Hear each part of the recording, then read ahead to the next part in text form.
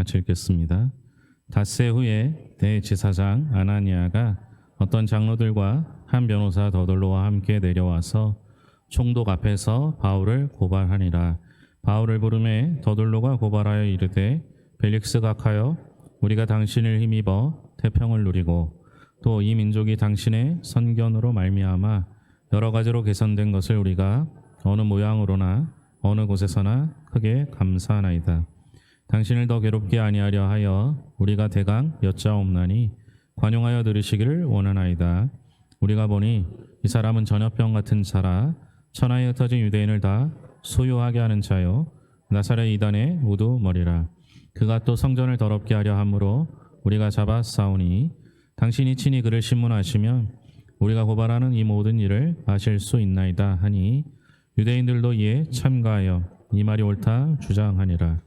총독이 바울에게 머리로 표시하여 말하라 하니 그가 대답하되 당신이 여러 해 전부터 이 민족의 재판장 된 것을 내가 알고 내 사건에 대하여 기꺼이 변명하나이다.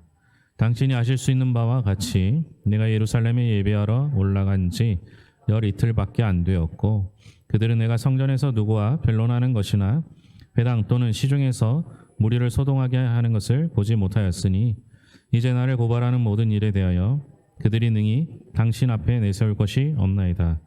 그러나 이것을 당신께 고백하리이다.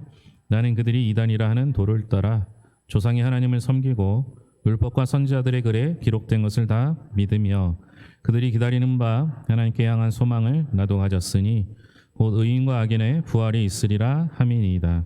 이것으로 말미암아 나도 하나님과 사람에 대하여 항상 양심의 거리낌이 없기를 힘쓰나이다. 여러 해 만에 내가 내 민족을 구제할 것과 재물을 가지고 와서 드리는 중에 내가 결례를 행하였고 모임도 없고 소동도 없이 성전에 있는 것을 보았나이다. 그러나 아시아로부터 온 어떤 유대인들이 있었으니 그들이 만일 나를 반대할 사건이 있으면 마땅히 당신 앞에 와서 고발하였을 것이요 그렇지 않으면 이 사람들이 내가 공회 앞에 섰을 때 무슨 옳지 않은 것을 보았는가 말하라 하소서. 오직 내가 그들 가운데 서서 외치기를 내가 죽은 자의 부활에 대하여 오늘 너희 앞에 신문을 받는다고 한 이 한 소리만 있을 따름이니이다 하니 벨릭스가 이 도에 관한 것을 더 자세히 아는 고로 연기하여 이르되 천부장 루시아가 내려오거든 너희 일을 처결하리라 하고 백부장에게 명하여 바울을 지키되 자유를 주고 그의 친구들이 그를 돌보아 주는 것을 금하지 말라 하니라. 수일 후에 벨릭스가 그 안에 유대 여자 드루실라와 함께 와서 바울을 불러 그리스도 예수 믿는 도를 듣거늘 바울이 의와 절제와 장차 오는 심판을 강론하니 벨릭스가 두려워하여 대답하되 지금은 가라. 내가 틈이 있으면 너를 부르리라 하고 동시에 또 바울에게서 돈을 받을까 바라는 고로 더 자주 불러 같이 이야기하더라. 이태가 지난 후 보로기오 베스도가 벨릭스의 소임을 이어받으니 벨릭스가 유대인의 마음을 얻고자 하여 바울을 구류하여 두니라. 아멘.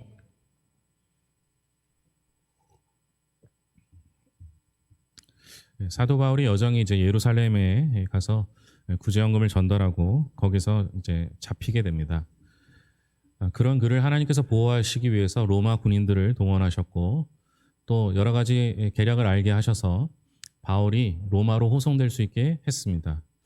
이게 하나님의 역사 아니면 이해할 수 없는 거죠. 결국 바울이 사내들인 공회에서 죽임을 당할 수 있는 상황이 되자 하나님께서 그를 그 가이사랴로 옮기셨습니다. 가이사랴는 예루살렘에서 약 104km 정도 된다고 합니다. 그러니까 오늘 우리 자동차가 있을 때도 100km 그렇게 가까운 거리는 아니잖아요. 먼 거리입니다. 재미있는 건 그 먼 거리를 누가 왔느냐? 대제사장 아나니아가 왔다라는 것이죠. 1절입니다. 같이 읽겠습니다. 닷새 후에 대제사장 아나니아가 어떤 장로들과 한 변호사 더돌로와 함께 내려와서 총독 앞에서 바울을 고발하니라. 대제사장 아나니아가 왔어요. 여러분 우리가 잘 이제 생각하지 못하는 게 있는데요. 대제사장은 몇 명일까요? 예? 원래 대제사장은 한 명이죠. 아론이 대제사장 역할을 하면서 아론의 가문만 대제사장 역할을 맡게 되었습니다. 여러분 보시면 알겠지만 성경에 보면 반차라는 말이 나와요. 반차. 어디서 보면 되냐면요. 예수님을 이제 마리아가 수태했을 때 수태 고지를 하거든요. 그때 사가랴와 엘리사벳이라 해서 사가랴가 이제 여호와의 반차를 따라 이렇게 나오잖아요. 그 반차가 대제사장의 아론의 가문들이 늘어나면서 대제사장 할 역할이 사람이 많으니까 한 사람한테 맡길 수 없어서 나눠서 하기 시작했어요. 저는 아마 추측하건대 전반기 후반기 이렇게 나눠 하다가 월마다 한 명씩 세우다가 그게 안 되니까 어떻게 했냐, 월의 반, 그래서 반차를 세웠다는 건 대제사장이 그만큼 많아서 24명이 한 1년을 돌아가면서 했다는 거예요. 근데 그 장면에서 보면 알겠지만 이 사가랴라는 제사장이 성전에 15일 동안 살아요. 밖에 나오질 않아요. 성전에 산단 말이에요. 성전에서 할 일도 많고, 또 하나는 성전 밖을 나오게 되면 혹시 부정한 것을 만지게 되면 대제사장의 역할을 할 수 없기 때문에 성전 밖을 나가지 않습니다. 그런데 지금 대제사장이 어딜 왔어요? 가이사랴까지 왔어요. 104km면요. 오늘날 차로 가면 몇 시간이면 갈지 모르겠지만, 그러나 이 당시에는 며칠을 걸어와야 되거든요. 그런 대제사장이 성전을 버려두고 가이사랴까지 왔다는 거예요. 오늘 거기 1절에 동사가 2개 나오는데, 하나는 내려와서고 또 하나는 고발한이란데요. 이 내려와서는 단수로 쓰여요. 그러니까 한 명을 받는 거예요. 그 한 명이 누구냐? 대제사장 아나니아를 받는 거예요. 무슨 말이냐면 내려오는 걸 남들이 시켜서 내려온 게 아니라 본인이 스스로 주도하여 목적하여 내려왔다는 거예요. 그러니까 대제사장이 자기가 스스로 가이사랴까지 온 거예요.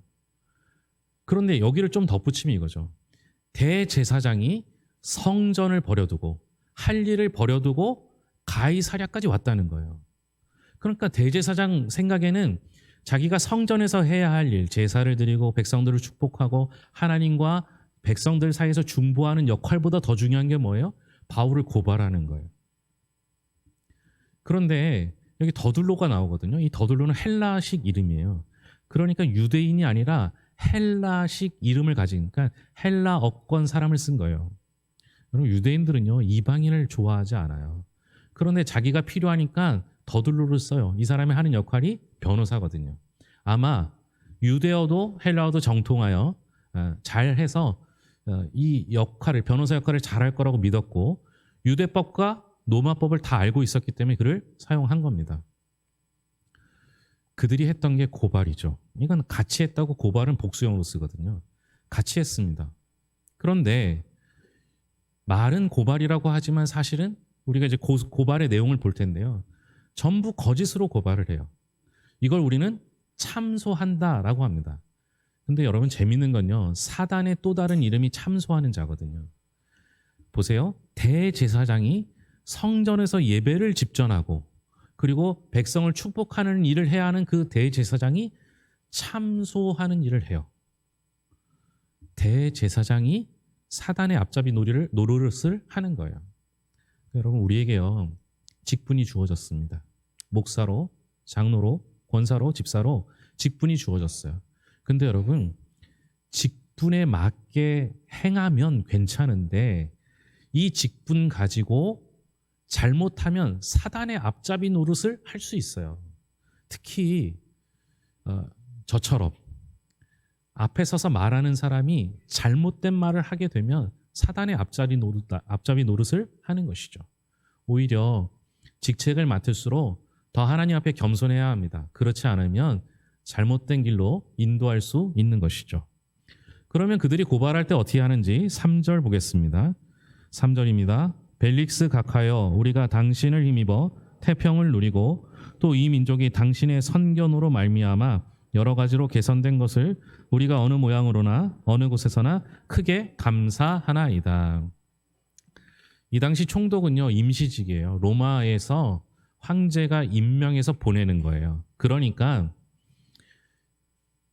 로마 황제가 판단하기에 총독 일을 잘못하거나 아니면 시끄럽게 해서 소란이 나거나 이러면 그냥 임시직이기 때문에 자를 수가 있는 거예요. 그래서 이 당시 총독들이 염려하는 것이 전염병 그리고 소란이 일어나는 거예요. 이 두 가지가 일어나서 로마에까지 시끄럽게 되면 어떻게 돼요? 그만둘 수밖에 없는 거예요. 특히 제가 일부 예배 때는 얘기 안 했는데요. 벨릭스라는 사람이 좀 독특합니다. 이 벨릭스라는 사람이 노예의 심성을 가지고 왕자를 누렸던 사람 이렇게 얘기를 해요. 그리고 아마 실제로 노예였을 가능성이 높다고 합니다. 여러분, 노예가 총독의 자리까지 올라가려면 얼마나 많은 노력을 했겠습니까? 근데 그 노력이 우리가 아는 열심히 무언가를 하는 것이 아니라 이 노예에서 아첨하고 아부하고 돈을 갖다 바치고 하면서 총독의 자리까지 올라간 사람이에요. 오늘 말씀 끝부분에 보면 바울을 자꾸 부른 이유가 뭐예요? 그 도를 듣고자가 아니라 혹시 돈을 받고자. 그러니까 돈에 민감한 사람이에요. 이 사람에게 태평을 이야기합니다. 그리고 우리가 그것을 어느 자리에서나 크게 감사한다라고 말해요. 무슨 말이에요? 태평하다고 우리가 크게 소리치고 있습니다. 우리가 크게 얘기하고 있습니다. 로마에까지 들리게 하고 있습니다. 라고 하는 거예요. 다시 말하면 우리가 당신 총독하는 거 도와주니까 당신도 우리 편에 서라 라고 협박과 회유를 하는 거예요. 4절입니다. 같이 읽겠습니다. 당신을 더 괴롭게 아니하라 하여 우리가 대강 여짜옵나니 관용하여 들으시기를 원하나이다. 본론으로 들어가는데요. 당신을 괴롭게 하지 않겠다는 거예요. 그냥 우리가 말하는 대로 유죄 판결 내리면 된다고. 고민할 필요가 없다 이렇게 얘기해요. 여러분, 고소하는데요. 대강이라는 단어를 써요. 저는 고소하는 단어에 대강이라는 단어, 대충이라는 단어를 쓴 걸 본 적이 없어요. 그럼 법조문에 어떻게 대강이라는 말이 들어갈 수가 있어요? 정확한 걸 써야죠. 그러니까 결국에는 위협하는 거예요. 협박하는 거죠. 어르고 달래서 우리 원하는 걸 얻기를 바라는 거예요. 그래서 그를 고발하는 내용이 이제 차례로 나오는데요. 5절입니다. 같이 읽겠습니다. 우리가 보니 이 사람은 전염병 같은 자라 천하에 흩어진 유대인들을 다 소유하게 하는 자요 나사렛 이단의 우두머리라. 여기서 본다는 말은 휴리스코라는 단어를 쓰는데 우연히 봤다는 거예요. 그냥 대충 보고 우연히 봤는데 바울은 죄인이라는 거예요. 그러니 당연히 유죄 판결을 내릴 거라 생각하는 거예요. 우연히 봤더니 바울은 전염병 같은 사람이라고 말합니다. 전염병은 무섭죠. 우리도 겪어봤잖아요. 총독에게 전염병은 두려운 대상입니다. 게다가 소란을 일으키는 사람이라고 합니다.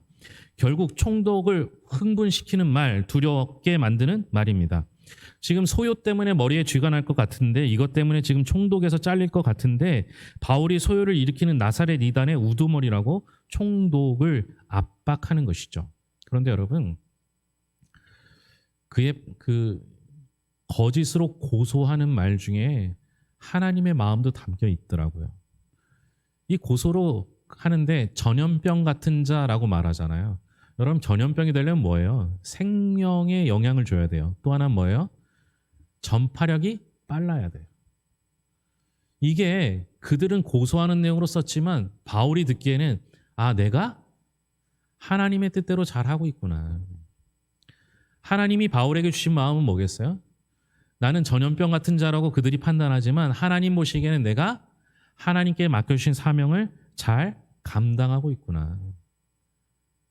나를 통하여 하나님의 말씀이 전파되고 나를 통하여 생명력을 좌우하는 일들이 일어나는구나. 이렇게 깨달을 수 있었던 것이죠. 여러분, 오늘 우리 교회가, 우리 한국교회가 세상에 영향력을 끼치고 있습니까? 단 한 사람 바울을 통해서도 세상을 바꾸시는 하나님이신데 수많은 사람들이 모여 예배함에도 불구하고 오늘 우리가 말하면 세상이 바뀝니까? 여러분, 사람의 숫자가 많아서 하나님의 일들이 일어나는 거 아니지 않습니까? 사람을 많이 모으려고 노력하는 것이 우리가 할 일이 아닙니다. 우리가 할 일은 뭐예요? 하나님의 말씀을, 진리의 말씀을 제대로 전파하는 게 그게 우리가 할 일입니다. 그래야 영향력이 생기는 거예요. 우리의 힘으로 능으로 되는 게 아니라 하나님의 신으로 되는 거예요. 하나님께서 하시는 거예요. 그러니 우리는 하나님의 일을 하면 되는 거예요. 그러다 보면 세상 사람들은 우리는 전염병 같은 자라고 판단할지 모르겠지만 하나님께서는 잘했다, 칭찬하실 거라고 생각합니다. 억울한 순간에도 하나님께서는 바울을 위로하시는 거죠. 6절에 죄를 하나 더 추가하는데요. 6절입니다.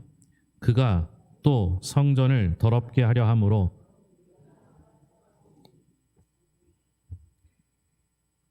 제가 이 부분을 읽으면서 너무 웃겼어요.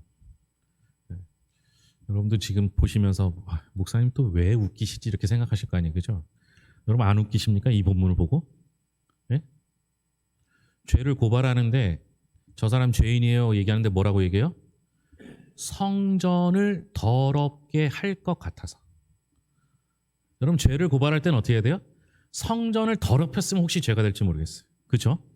그런데 성전을 더럽히려고 하기 때문에 내가 잡았다는 거예요. 이게 죄가 됩니까? 그래서요. 마이너티 리포트인가라는 영화에 보면 죄를 짓기 전에 미리 예지력이 있는 사람이 알려줘서 가서 잡는 거잖아요. 그죠? 그럼 그게 말이 되냐고요. 그러니 아직 안 한 걸로 죄를 고발했기 때문에 증거도 없고 증인도 없어요. 당연하죠. 아니 한 거랬으면 본 사람이 있을 거 아니에요. 만약 성전을 더럽혔으면 더럽힌 흔적이 남아 있을 거 아니에요. 더럽힐지도 모르기 때문에 잡았다. 이게 말이 안 되는 거죠.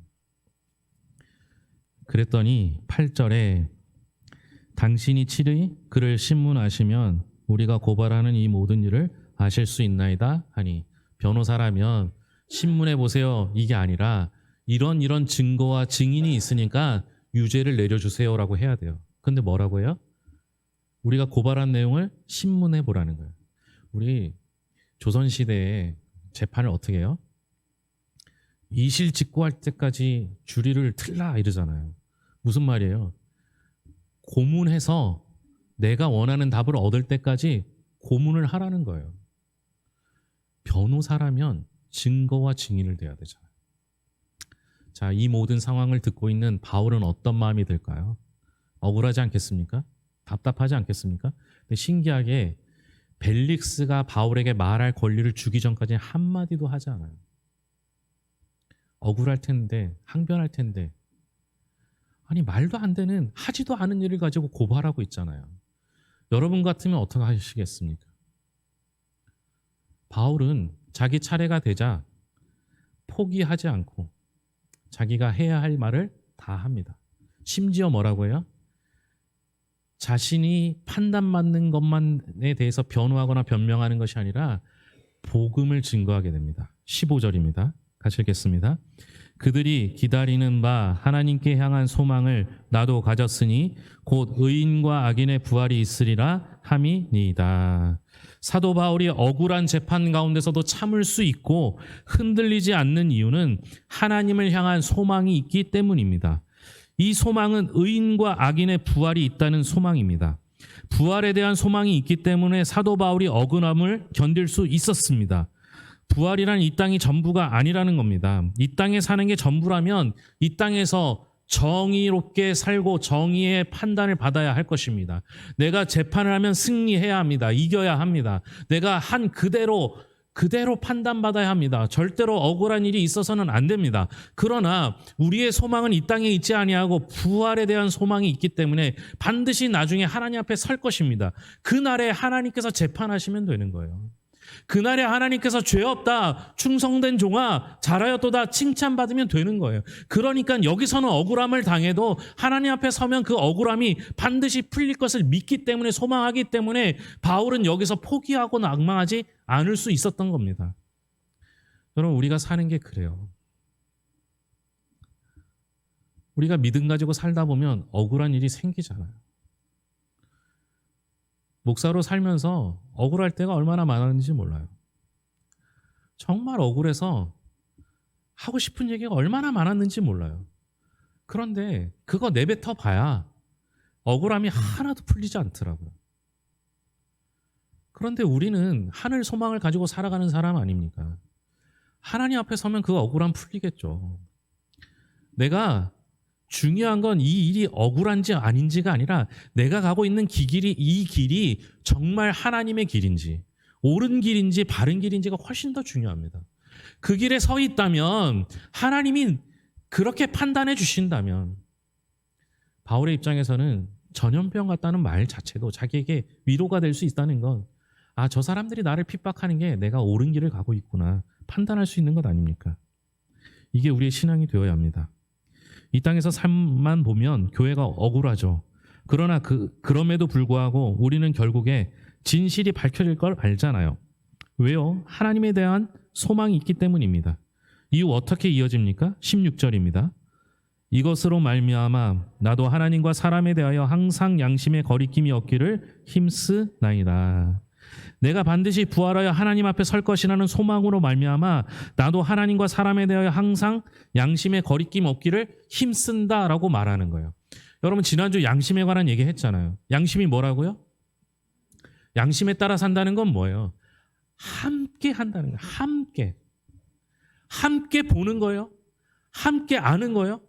주님과 함께 동행하며 사는 것이 양심에 따라 사는 것입니다. 즉 천국에 대한 소망을 가지고 부활에 대한 소망을 가지고 하나님을 향한 소망을 가지고 내가 이 땅에 살아갈 때 하나님 앞에 살고 사람들 앞에 살고 함께 보고 함께하는 양심에 대해서 거리낌 없는 삶을 살고 있다라는 겁니다. 우리는 오늘도 이 세상에서의 삶을 살아갑니다. 천국에서 사는 것 같지 않잖아요. 세상에 살기 때문에 때로는 억울하기도 하고 때로는 안 들어야 될 소리를 듣기도 하고 예수 믿는다는 것 때문에 우리는 무시당하고 때로는 비난도 받습니다. 그러나 정확하게 알아야 합니다. 우리가 이 땅을 살 때 소망을 갖는다면 하나님을 향한 소망, 부활에 대한 소망으로 살아간다면 우리는 하나님 앞과 사람 앞에서 양심의 거리낌 없이 진리 가운데 살아가게 될 것입니다. 이 세상 논리가 아니라 하나님이 주시는 거룩한 진리의 편에 서서 나도 살고 우리 모두 함께 사는 부활의 소망을 가지고 오늘도 이 험한 세상에서의 하루하루의 삶을 믿음으로 살아내기를 소망합니다.